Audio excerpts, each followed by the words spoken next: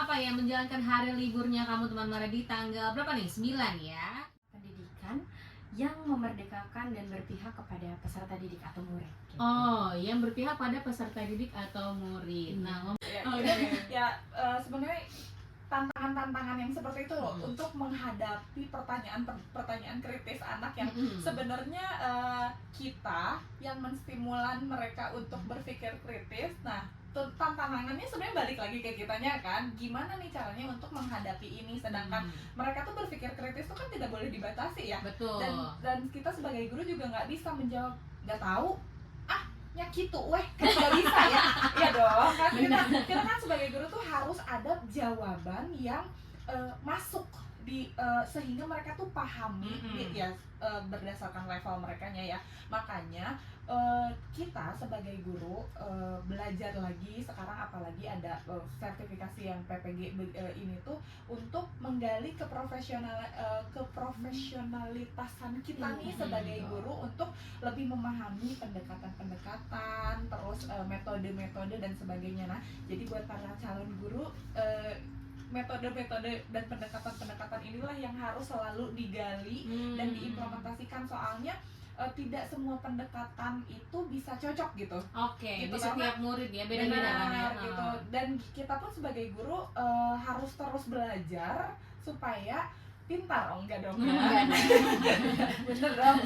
Ya bener, iya bener juga ya kan. Maksudnya kita karena menjadi guru itu selain mengajar tuh kan kita juga belajar, karena kita kan kalau jadi guru tuh ya nggak stop belajarnya.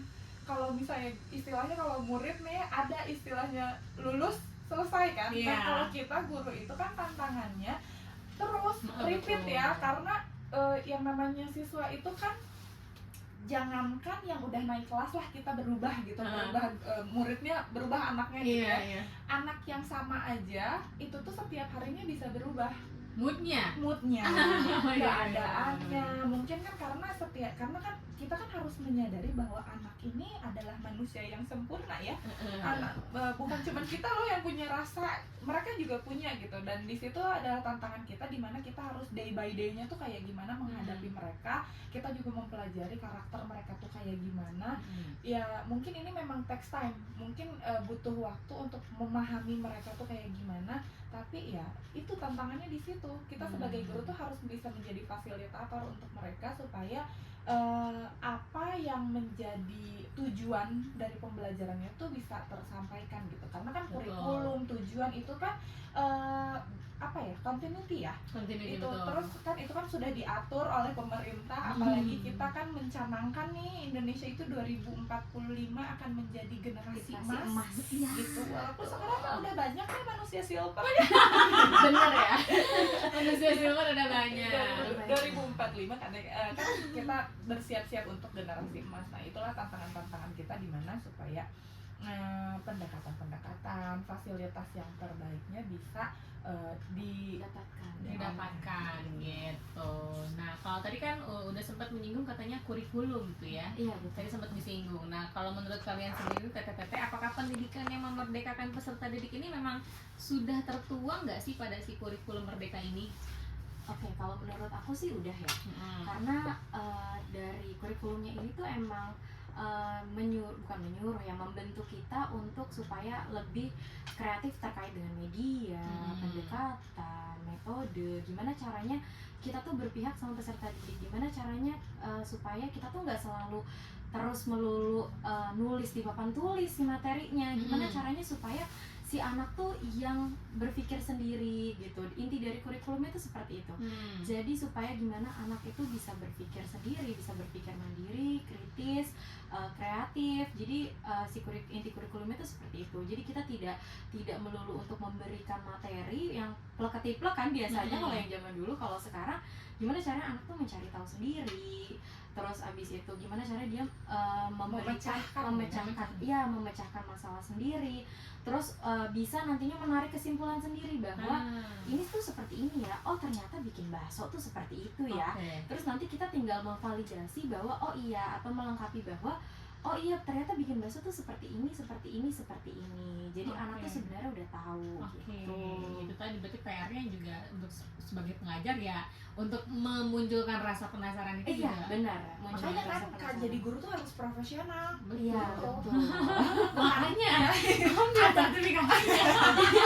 Kayak perlu sekolah tinggi. Iya, betul. Ada PPG-nya, ada sertifikasi, ada gitu, dan bahkan kita setelah jadi guru pun tetap kan ada nanti penguatan, peningkatan kompetensi buat kita sebagai gurunya juga itu sudah difasilitasi sih sama pemerintah.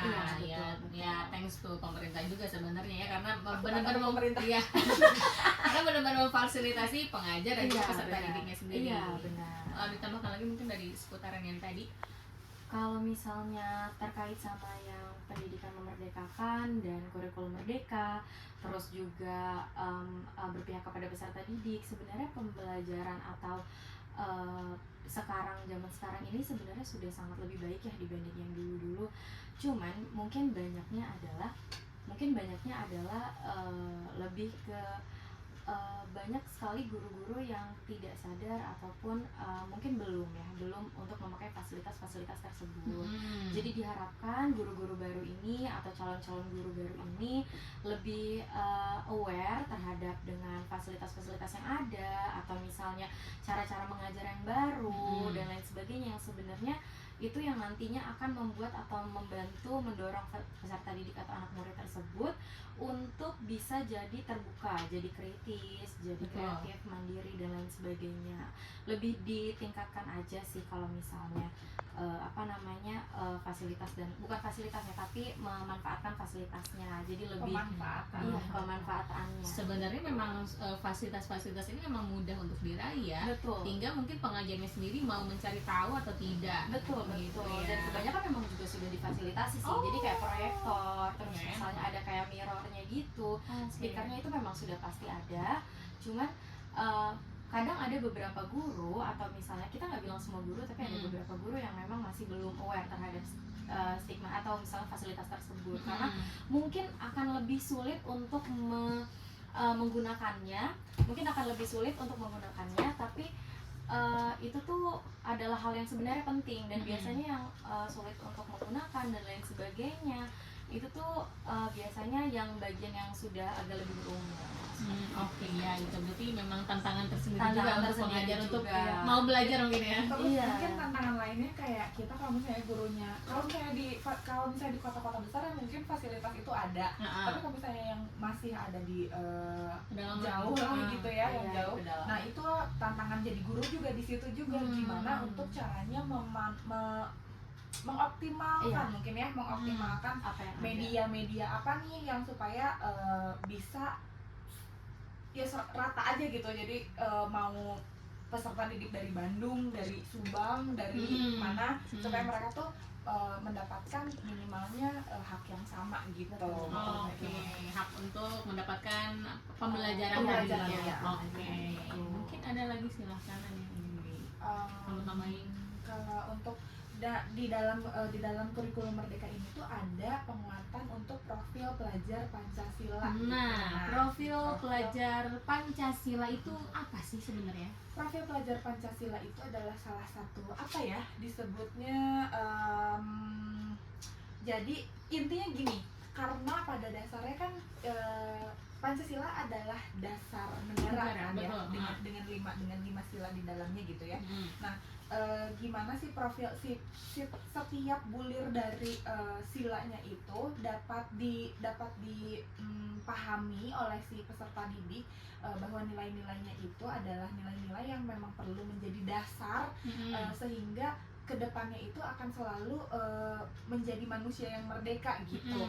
Kayak misalnya contohnya sila pertama adalah sila ketuhanan yang Maha Esa. Itu kan menjadi karena kita adalah orang Indonesia di mana wajib memiliki agama dan memiliki rasa takut terhadap Tuhan dan sebagainya. Nah, ini tuh si profil pelajar Pancasila itu disisipkan di dalam kurikulum agar mereka itu memahami, karena kan dari lima sila ini kan semuanya adalah bentuk kebaikan. Betul. Ya nggak sih?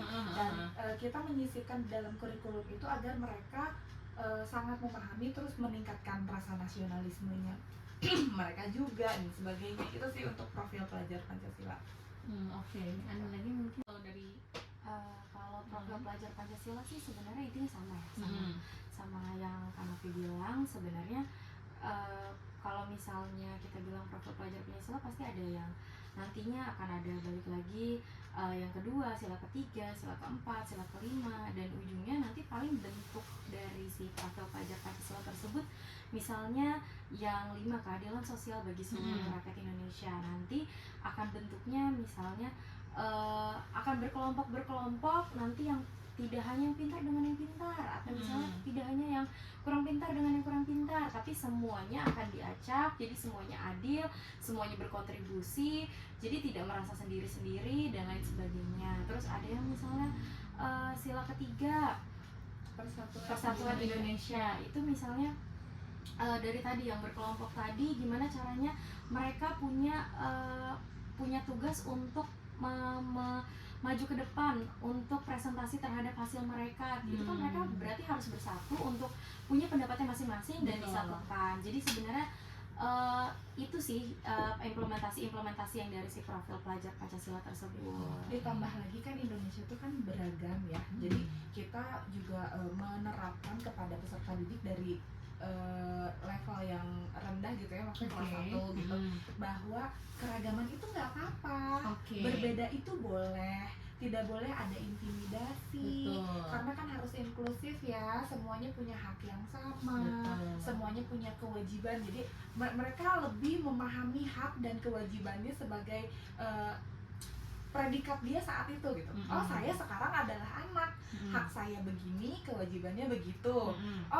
Kalau di sekolah saya adalah siswa, hak sayanya ini, kewajibannya itu.